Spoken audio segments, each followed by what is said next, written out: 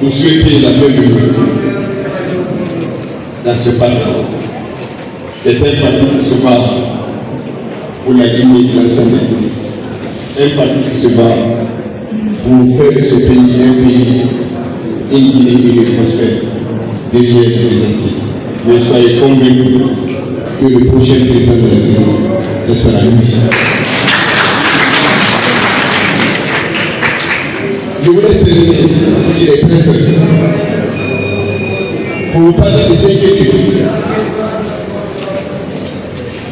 Dans un pays honnête, où on met la totalité des généraux de son armée à la tête. Dans un pays où plus de 50% de la jeunesse échoue aux élections.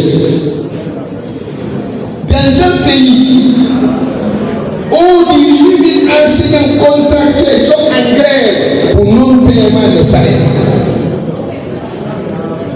Un pays où les libertés de manifestation sont pas fortes. Un pays où les dirigeants ne sont pas élus. Ils n'ont plus de légitimité. Vous avez entendu ce que Barbara Koné a dit, qu'à partir, je ne sais pas, du 12 novembre, il va rendre sa démission parce qu'à partir de cet instant-là, il n'a plus la légitimité d'être maire, d'être conseiller. Parce que quand le mandat est fini, tu n'as plus de légitimité. Dans un pays où la jeunesse perd tout espoir, où on est obligé de s'orienter, de prendre l'aventure, la jeunesse qui n'est plus là. Les enfants sont dans le désespoir. Ils sont partis dans un pays dont je n'ai même pas envie de dire le nom, tellement que c'est grave. Pourquoi? Parce qu'il n'y a pas d'espoir. Pourquoi? Parce qu'il n'y a pas de travail. Pourquoi? Parce qu'il n'y a pas de visibilité. Pourquoi? Parce qu'ils sont convaincus que le CNLD n'a plus pour rôle d'organiser les élections, mais ce pays-là au travail, ils ont perdu l'espoir, ils ont eu le sexe.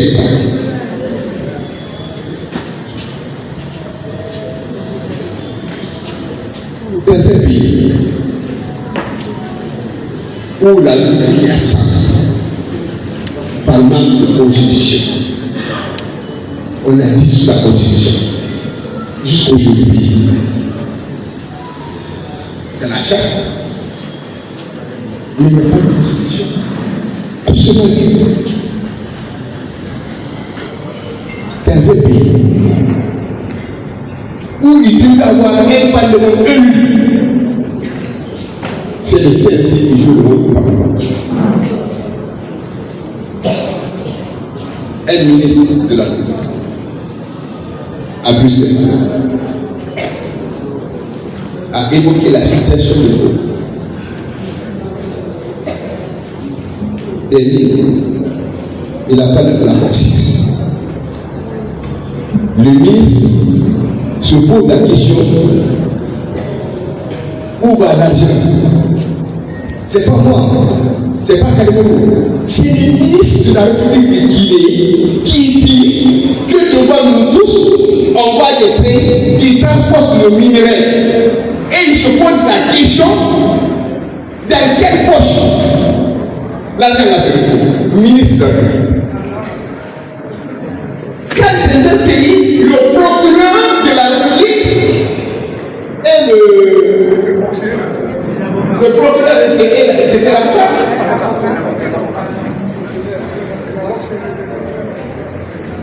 Un pays dans lequel on nous dit que les ministres, leur passeport diplomatique des ministres est confisqué, ils ne peuvent pas sortir. Comme pour dire qu'on est dans une situation grave.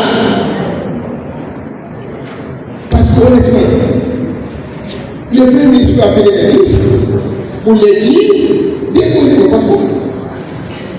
Est-ce qu'on a besoin de faire de la publicité par rapport à ça? Un pays où on parle des dates, tous les dates. On les met dans un coin du matin jusqu'au soir. Écoutez, quel est l'avenir d'un pays dans une situation comme ça?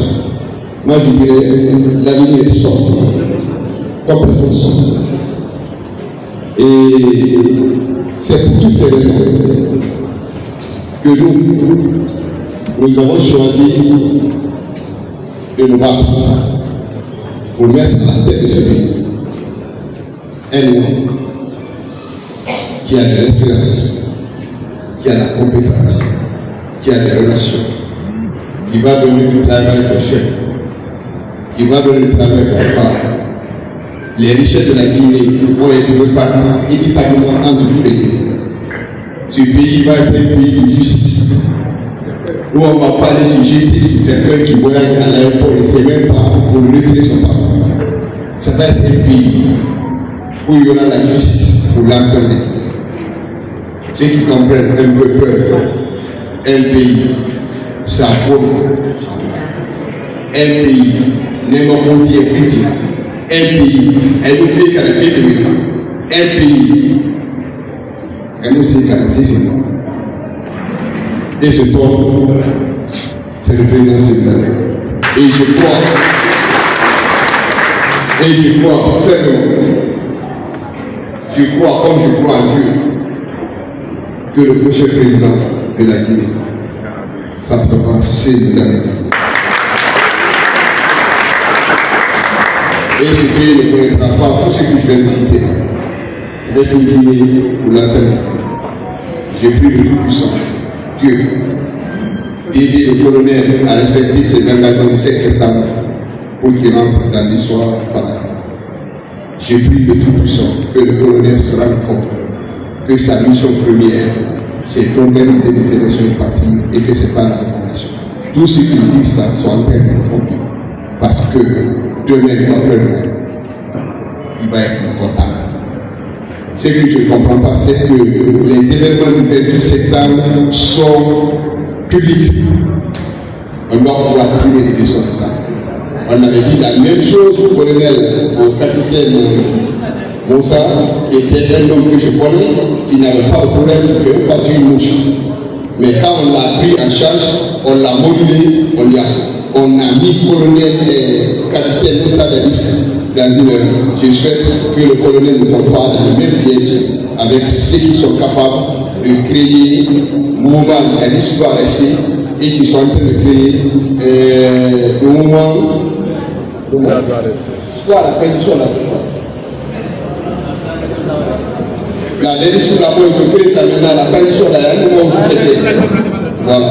Je prie Dieu que Dieu nous épargne d'un individu qui crée mouvement de l'histoire ici et qui, devant tous les Guinéens, crée Front National pour la défense de la tradition. Méfiez-vous de ces gens-là parce que vous savez non pas. Il ne peut pas vous aider. J'avais terminé. Rentrez chez vous.